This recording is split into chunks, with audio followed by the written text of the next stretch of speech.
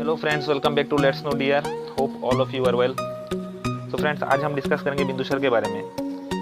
तो क्या आप लोगों को पता है इनका नाम बिंदुसार कैसे हुआ और चाणक्य का डेथ का पीछे बिंदुसार का क्या भूमिका था? इस वीडियो में आज हम ये सब जानेंगे। सो वीडियो को अंत तक जरूर देखना। तो चलिए शुरू करते हैं।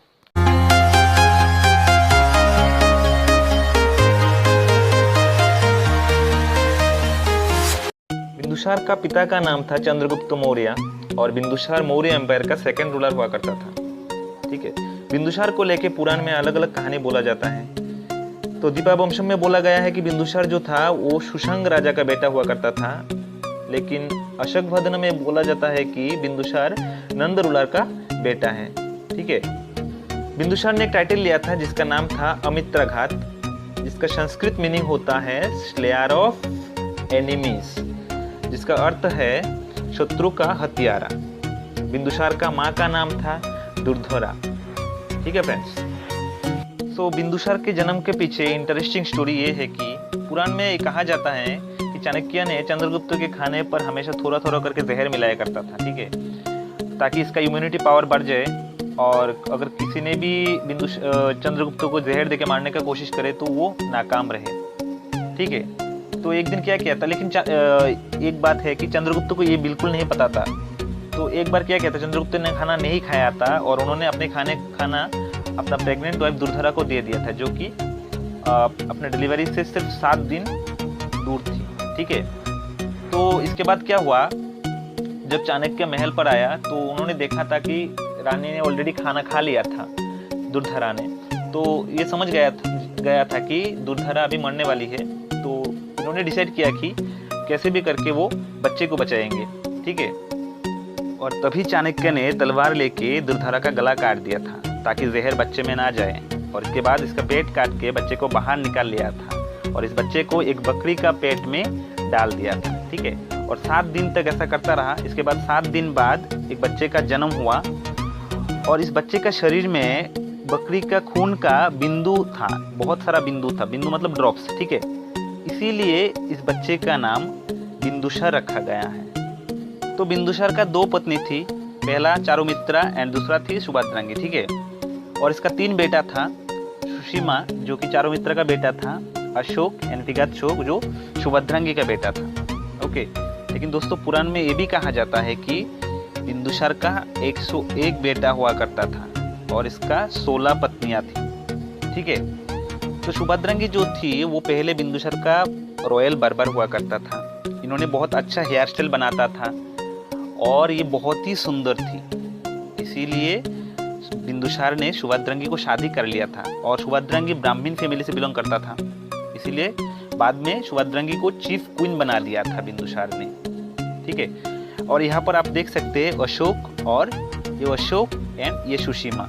तो राजावली कथा में बोला जाता है कि चंद्रगुप्त का जो प्राइम मिनिस्टर था चाणक्य, उन्होंने बिंदुसार को अपना एडमिनिस्ट्रेशन सौंप के उन्होंने रिटायरमेंट ले लिया था। लेकिन परशिष्ट पावन में बोला जाता है कि उन्होंने बिंदुसार के लिए भी कुछ साल काम किया है। तो उस समय में क्या होता है दोस्तों, बिंदुसार के बहुत सारा मिनिस्टर हुआ करता था। तो चंद्रगुप्त ने सुबंधु नाम का एक व्यक्ति को बिंदुसार के मिनिस्टर के तौर पर अपॉइंट किया था।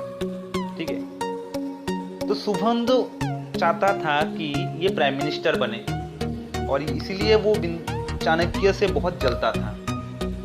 तो उन्होंने प्लान किया, और उन्होंने क्या किया, उन्होंने बिंदुसार को अपना जन्म का इतिहास बताया कि कैसे चाणक्य ने उसको माँ का गला काट के, पेट काट के इसको बाहर निकाला था। इसके बाद इसको एक बकरी के पेट में डाल दिया था। ये पूरा इतिहास, पूरा कहानी इसको बताते हैं बिंदुसार को। और इसके बाद बिंदुसार ने चाणक्य को अभी हेट करना शुरू कर देते हैं। ठीक है। चाणक्य को अभी पसंद नहीं करते थे बिंदुसार। और इधर चाणक्य का भी बहुत उम्र हो गया था, ये भी बूढ़े हो गए थे।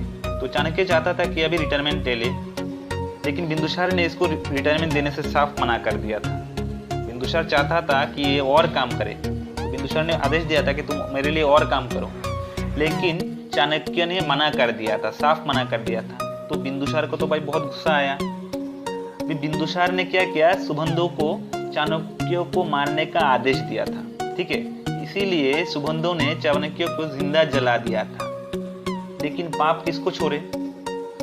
चाणक्य को मारने का जो शाप मिला था सुबंधु को, इसके लिए सुबंधु भी बाद में जाके प्राइम मिनिस्टर नहीं बन पाया और इन्होंने भी बाद में संन्यास ले लिया था।